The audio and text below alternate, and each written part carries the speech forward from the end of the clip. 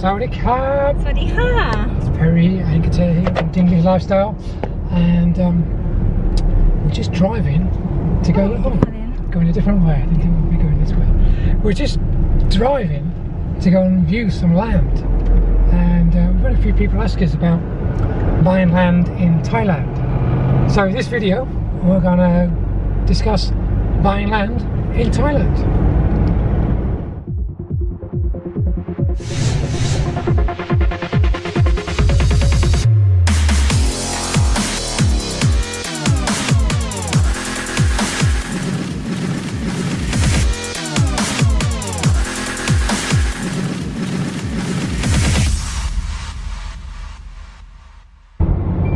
Okay, so we're following a car in front of us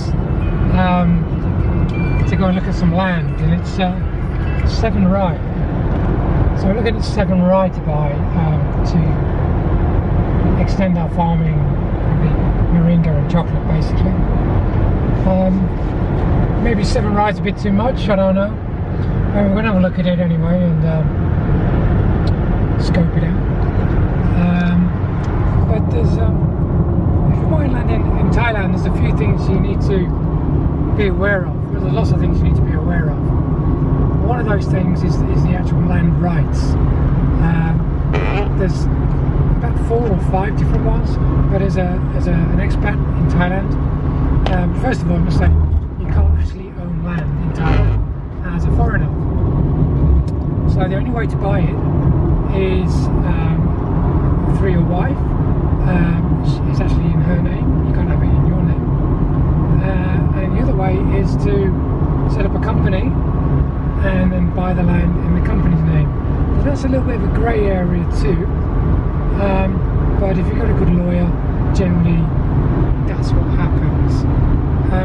The only other thing to do is when you buy the land in your wife's name or your partner's name, or anybody's name in fact, you can actually then get a lease for 30 years with the option to have another 30 years after that. So if you're a 50-year-old or 60-year-old man, you're retiring in Thailand and you have a friend over here or a girlfriend or a wife, you can buy the land in her name and then lease it to yourself for 30 years, and that will take you up to pretty much, you know, your maturity date, your sell-by date. And you can always extend it if you're going to live a long life. So it's worth doing that and seeking a lawyer. Just a disclaimer while we're talking about buying land in Thailand, I'm not a lawyer, I'm not a land expert or anything like that, so take anything I say as a pinch of salt. Don't come running back to me if you get ripped off and rolled and everything else. This is purely my observations and my knowledge of living here for over 7 years now. So there's several kind of land that they can buy here, again under someone else's name or as a company name, and that is Shanot. That's the top title deeds of a land, and that's sometimes called something else, I think. Nosofo. It means Shanot. Nosoc. Yeah, Nosoc. Yeah. So Shanot and Nosoc is exactly the same. That's the top title deed you can get of land. Yeah, safe for you. Yes, it's the safest land you can buy, and you can build on it. You can do pretty much what you want with that land. The next one down is, what's it called? The next one นส3 ก Nosoc กกไก่ Yeah, Nosoc just below. Which is just below, which is almost as good. I mean, I don't see. It's fine. It is fine, yeah. I mean, you can sell, you can do anything with it. Yeah, you can do pretty much anything. There's not much difference really. I don't know what the actual difference is. It's so fine. But our house is on Nosoc Gore, and our farm is Shanot, called Shanot. So we can do pretty much anything with them. Second. Battery low. Is it okay? Okay, so that's pretty much really what you want. There's lots of other things you can look into about buying land in Thailand, but pretty much that's the basics. Shanot and Nosoc Gore are the only 2 title deeds you want to be looking at. Anything else, reject it. When we was looking on Koh Chang, the amount of crap land we was told we could buy and all kinds of stuff. You just run a mile. Don't touch it. Right, we're off. The light's green. You can't, for instance, you can't do anything with a piece of land that's on a mountainside. That's all owned by the Crown, apparently, or the government. So you can't buy a beach. All beaches are public. So if you've got a piece of land that faces the beach, that land is still, the beach is still public right away. You can't have a private beach and block everybody off from entering it. So there's all things to look at like that. What we're going to look at now is 7 rye of rubber, and we don't want rubber, so we, if we did buy this, we would chop the rubber down and then sell it.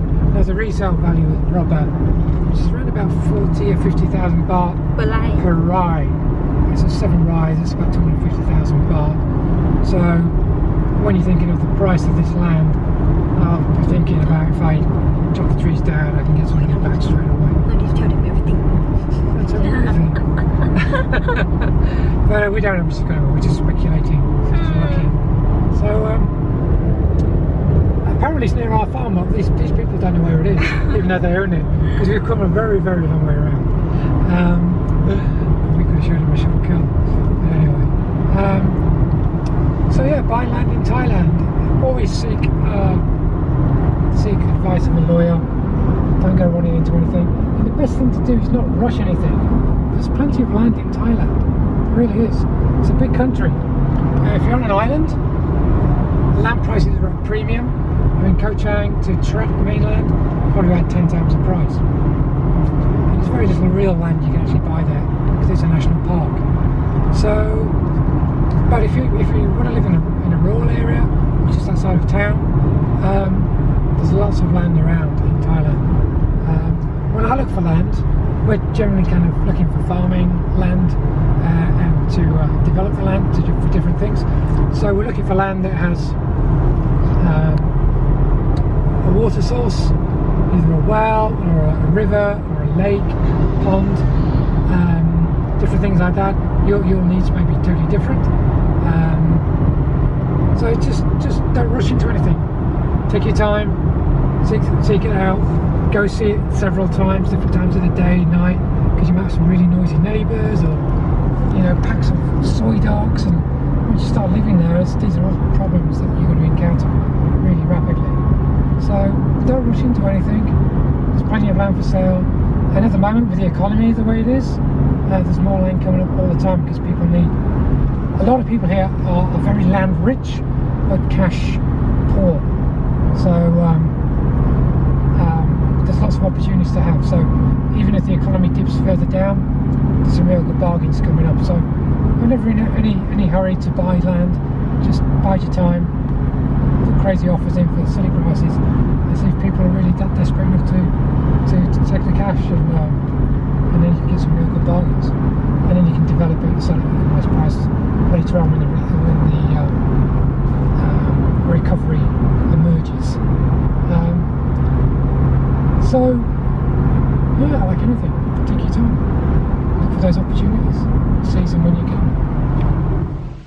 Okay, so we're at the land, and we walked around with the landowners, and we just looked around the area, and now we just come back to check it out again on our own, a bit more time, have a deeper look at the land and the quality of the soil, etc. So before we start anything, when I'm looking at land in Thailand, get my trusty boots on, because we're in a rubber tree plantation. Let's get there doing a selfie. No! That's the first. So, how many rices? Is it 7? 7.5?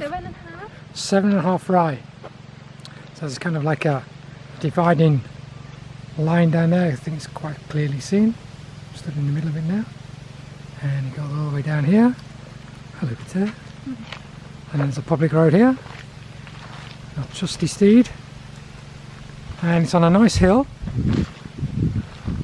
And at the bottom of the hill, which we'll walk out to, is a river.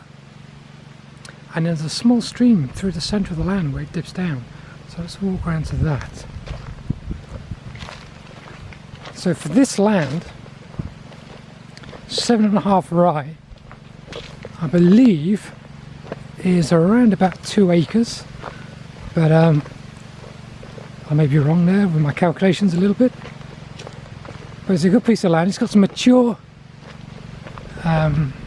rubber trees on it, but they're not farming them. The owners of this land actually live in the town, and they're about 7 or 8 years, and they just never come here. They just pay someone to cut the grass every now and again, and that's about it. So it's not been tapping into the rubber or anything for a long time. There's no chemicals being used on this land for, as far as I know, forever. So that's good. That's a big plus in my book, because everywhere I go, just chemicals. Even my dog started losing a bit of hair, and I can only put it down to the chemicals, because other dogs in here, the soy dogs, are just all bald. We never really wondered why, but now we didn't. Now we know. Anyway, there's a nice little gentle stream that runs through this area. So maybe it's good to have a water source. So maybe I could get a macro in here, JCB, and dig out a bit of a pond so it actually fills up the ponds and then runs out the other side, so we can actually save some of the water, a little bit more of the water on this land. What I did notice, because of the incline up there and back up there to where it came from, you can probably just see the car at the top of the brow of the hill there. So the water comes down, it's the lowest point, and it looks like it does kind of get a lot of water passing through here at some point, but it just keeps flowing as well. It runs down here, everything runs down this way, and where that gentleman is on a motorcycle just over there, there's that's up to his farm, and there's a little river between us. So even though this looks like it gets a lot of water at certain times of the year, these rubber trees is huge, and I know for a fact that rubber trees don't like standing in water for an extended period of time. So that suggests to me that it's just a seasonal thing, but it keeps moving, and you can see the water's just running down here nicely. Obviously there's nothing growing in here, so the water does come up quite a bit here, but maybe this area here be good to sink a pond, and then we can irrigate. If we plant whatever we decide to plant, we can irrigate directly from the pond. It's got a constant freshwater stream. In fact, there's some little fish in here.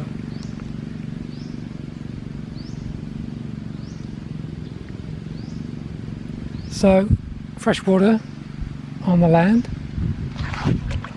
I like, and this land up here is never going to get flooded. It's on a nice gradient. So wow, this is you see how I'm sinking in. Good job I put my boots on. Told you I should wear boots. Good job I did. So anyway, this water keeps running around here, it runs through these trees. It's very beautiful here. Shame he's got his pond pumping away. It'll be very quiet and peaceful. Let's go and have a look at this river on the other side.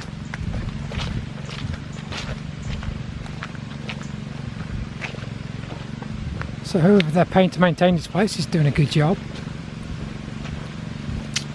And he told me to cut the grass, it cost him 1,200 baht.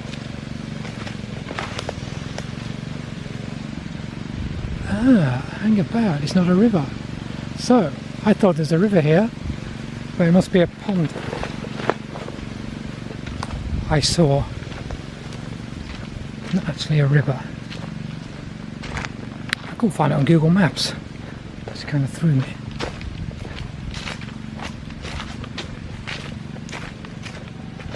There's definitely a pond around here somewhere.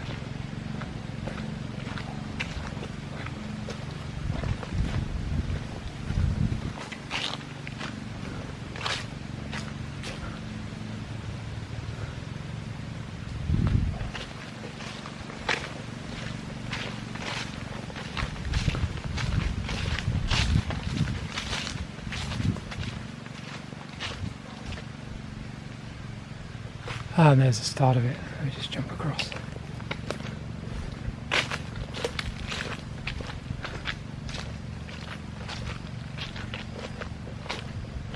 Yeah.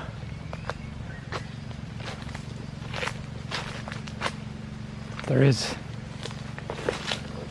a river, a pond, but it's not on this particular land, so it's no big deal. Water on it, there it is, there's a small pond.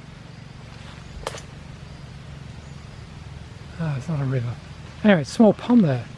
So it must fill up from the water coming from this land. We can siphon some of that away.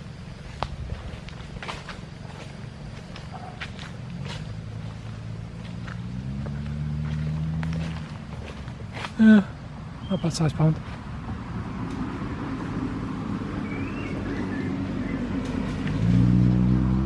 First car we've seen. So, head back.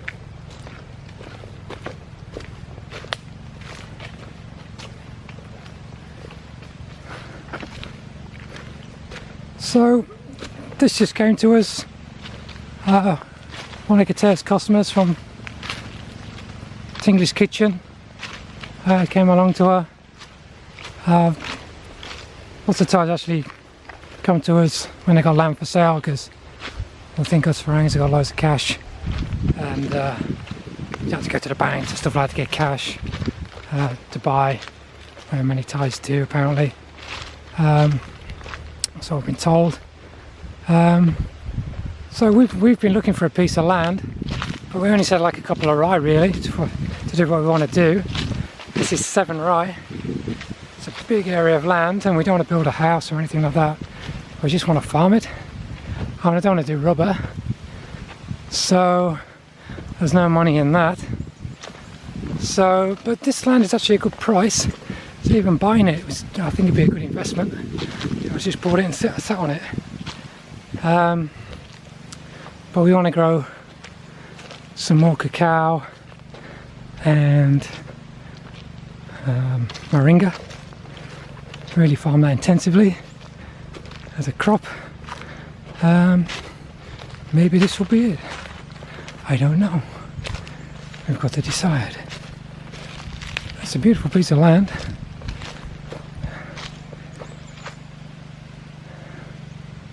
So there you go, buying land in Thailand.